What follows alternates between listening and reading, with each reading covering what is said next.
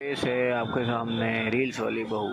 को रील्स बनाने का बड़ा ही क्रेज है और वो दिन भर रील्स बनाती रहती है। खाते पीते घूमते फिरते घर में कॉलेज में रील्स बनाने के कारण प्रज्ञा पूरे कॉलेज में हाईलाइटेड है।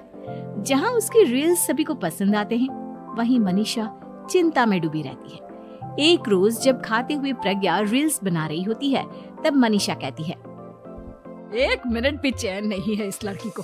ये नहीं कि खाना तो आराम से खा ले, लेकिन नहीं, अरे थोड़ी देर रील्स नहीं बनाओगी तो आसमान नहीं टूट पड़ेगा। अरे मम्मी, इसी को तो कहते हैं डिटर्मिनेशन। तुम नहीं समझोगी ये सब।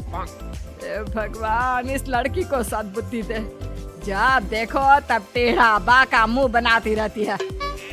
मनीषा की बात का प्रज्ञा पर जरा भी असर नहीं होता और वो खाते खाते रील्स बनाती रहती है। दिन बीतने लगते हैं और देखते देखते प्रज्ञा का कॉलेज भी खत्म हो जाता है। आए दिन कोई ना कोई मनीषा को प्रज्ञा की शादी करवाने का सुझाव दे जाता है। सब ठीक ही कहते हैं, प्रज्ञा की शादी कर देनी चाहिए। अपने घर के काम काज में व्यस्त हो जाएगी तो खुद ही ये रील्स और नाच गाना बंद हो जाएगा। मनीषा और प्रेम प्रज्ञा के लिए एक अच्छा लड़का ढूंढने लगते हैं और तभी विकी का रिश्ता प्रज्ञा के लिए आता है, जिसने प्रज्ञा को उसकी रील्स देखकर पसंद कर लिया था। अगले दिन विकी अपने माता पिता के साथ प्रज्ञा के घर पहुंच जाता है और प्रज्ञा साड़ी पहने हाथों में चाय की ट्रे लिए उनके सामने आती है। जब विकी को पसंद है तो हमें भी बहू पसंद है। बहन जी, आप बारात की तैयारी कीजिए। एक बार लड़का लड़की अकेले में बात कर ले तो अच्छा रहेगा। हाँ हाँ, क्यों नहीं। मनीषा विकी को प्रज्ञा के कमरे में भेजती है, जहाँ प्रज्ञा पहले से ही रील्स बना रही होती है। तभी विकी कहता है, आ गए आपके साजन जी। हमारे साथ ये रील्स कंप्लीट करती तो और भी अच्छा रहता।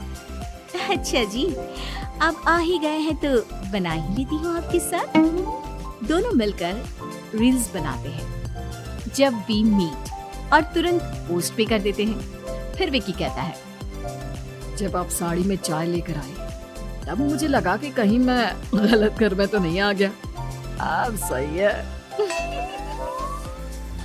दोनों की शादी पक्की हो जाती है और शादी के दिन भी प्रज्ञा रील्स बनाने से चूकती नहीं।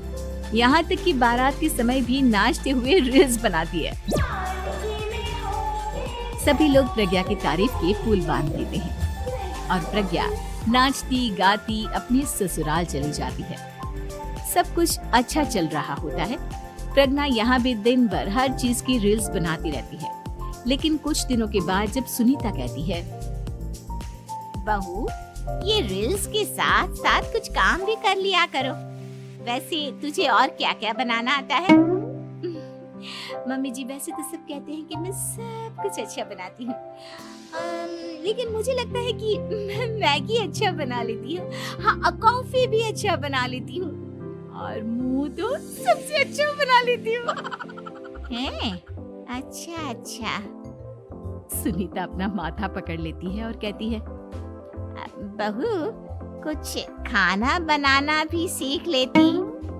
मम्मी जी, मैं लंबी प्लानिंग कर रही हूँ। जल्दी ही मैं इतनी फेमस हो जाऊंगी कि मुझे पैसे मिलने लगेंगे। हम दोनों सास बहू राज करेंगे, राज। नौकर काम करेंगे और लोगों की तो लाइन लगेगी हमसे मिलने के लिए। तेरा दिमाग खराब हो गया है क्या बहू? हंसी मजाक तक ठीक है, लेकिन इस तरह घर नहीं चलते। जितना जल्दी हो इस घर के तौर तरीकों को सीख लो। प्रज्ञा मुंह घुमाकर चली जाती है और तुरंत उसी वक्त एक रील बनाती है। ये देख सुनीता का गुस्सा 7वें आसमान पर चला जाता है और विकी के घर आती ही सुनीता उसे सब कुछ बताती है। विकी भी अब प्रज्ञा की इन हरकतों से परेशान हो जाता है। तुम टेंशन मत लो मम्मा, मैं देख लूंगा। विकी कमरे में जाता है तो देखता है कि प्रज्ञा रील्स बना रही है।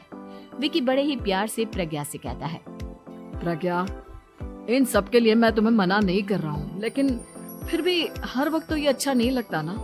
समझने की कोशिश करो, मुझे भी तुम्हारा थोड़ा वक्त चाहिए। मैं जब ऑफिस से आता हूँ तो मुझे समय देने की जगह इसी में लगी रहती। तुम ज्यादा ही सोच रहे हो। तुम भी मेरे साथ रील्स बनाओ ना, तुम्हें भी बहुत अच्छा लगेगा।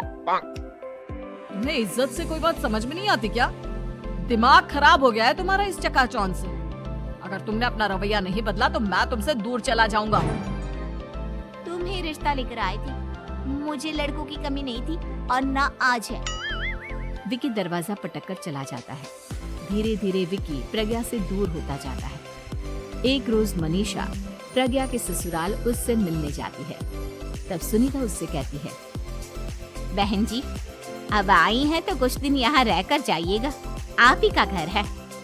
हाँ मम्मी, बहुत दिन हो गए तुम्हारे साथ एक भी रील नहीं बनाई मैंने। प्रज्ञा तुरंत अपने फोन में रील्स ऑन कर लेती है। ये सब मुझसे नहीं होता। तेरा ये भूत अभी तक नहीं उतरा क्या? बहन जी आप कुछ कहती नहीं क्या इसे?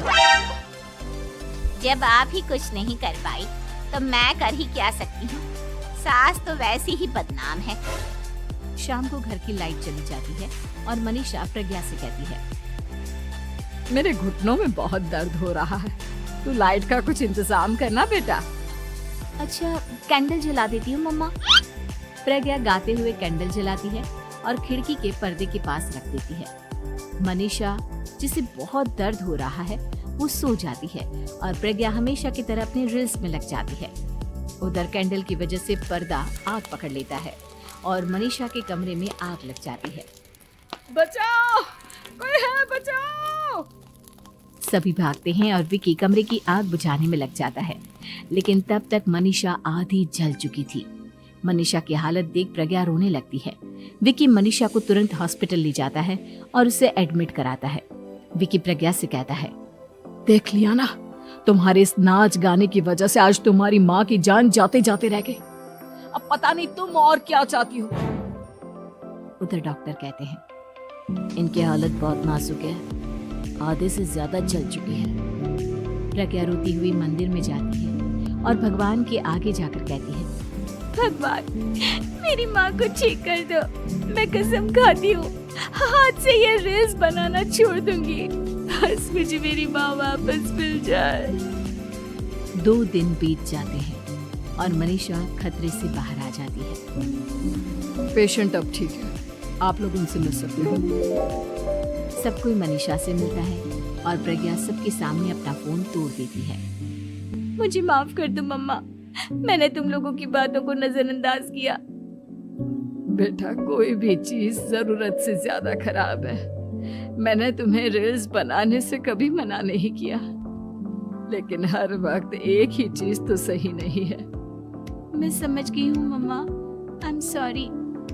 प्रज्ञा उस दिन से रील्स बनाना छोड़ देती है और पूरी तरह से अपने घर में लग जाती है।